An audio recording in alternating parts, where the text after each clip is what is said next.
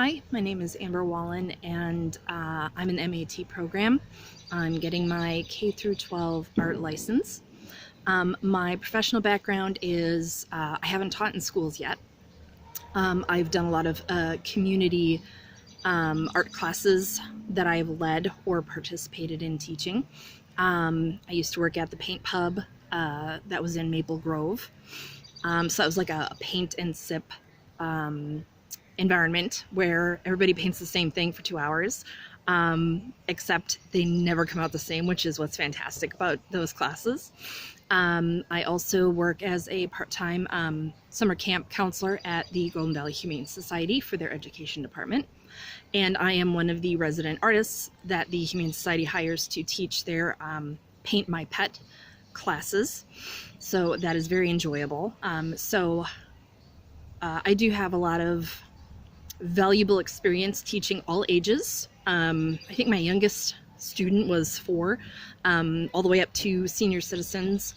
It just has not been in a education or school environment, I guess is the best way to put it.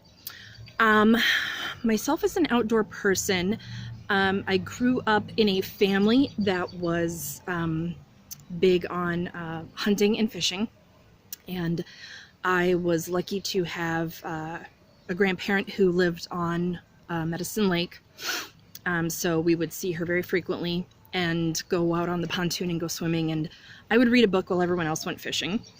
I tried fishing and I could never, like bobber fishing, I could never pull the line in time before they swallowed the bait, and then my dad would have to use the pliers to get the hook out of their guts and then toss them back in, and like 2 minutes later they were dead and floating on the surface of the lake. So when I was young, I just got discouraged by accidentally killing fish instead of trying to continue learning how to bobber fish. So, but that said, I am very interested in natural sciences, specifically like biology, geology.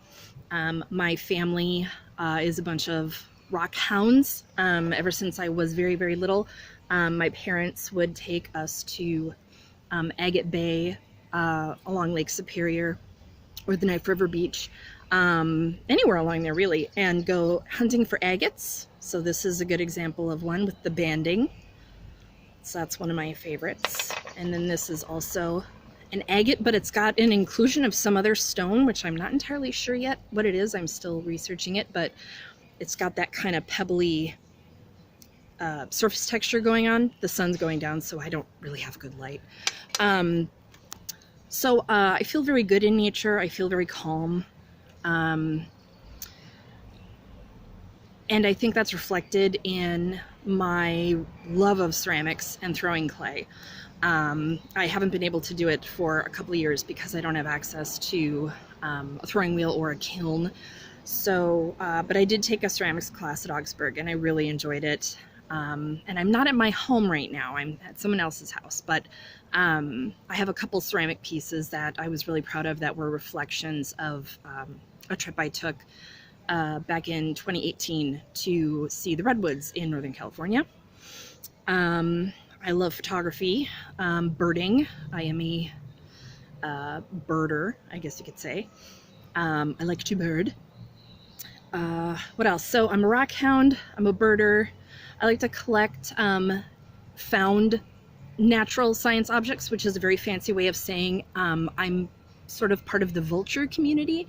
I enjoy collecting animal bones. I think they're beautiful as objects, and they are a great way to kind of honor that animal, in addition to learning more about it. So one of my first acquisitions was this guy. This is a beaver skull, and this was a gift from a friend who had a license to trap beavers in northern Minnesota. And this was really fun, this guy here. My next favorite skull is this guy. All right, so check this out. This looks like it belongs to a dragon or something. It belongs to a deer. This is a type of European deer called a muntjac, and they are an invasive species in the UK. This is a male. They have really slim horns, and they have fangs that they fight each other with during rutting, I guess. But the cool thing is we have this, and then we have the beaver skull, and you see just how small these deer are. On average, they, depending on the subspecies, these guys could be anywhere from like 11 pounds to 90, but this one is more in the like 30-pound range. So I just love this because it looks like a dragon, honestly. So sometimes when people, you know, find a deceased rabbit or something in their garden, they will call me and say, do you want it? And I use hot water maceration to clean the flesh off the bones and degrease them in hot water and dish soap, and then whiten them in peroxide. And everything is legal and above board. I don't take anything without a license or checking with the DNR.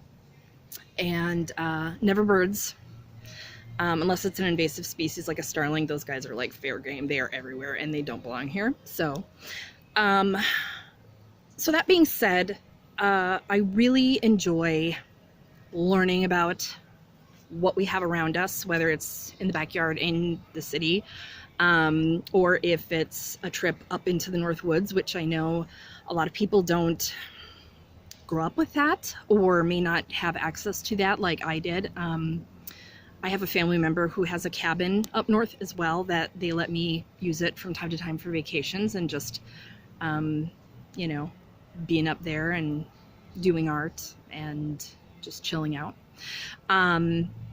So I'm very curious. I don't mind getting dirty or smelly, which will happen when you're digging around on the North Shore or you're, you know, cleaning these guys. But I like to show things like animal skulls or bones, or really cool agates, because these are things that kids are often curious about. And once they get over the ooh, skull or ooh, animal bone factor, they think it's really cool too. And it's just an opportunity to get them familiar with the natural world and what it is and what it isn't. And so I'm, yeah, just kind of into that stuff, I guess. So yeah, thank you, and I look forward to meeting everybody and going camping in a couple months. Thank you.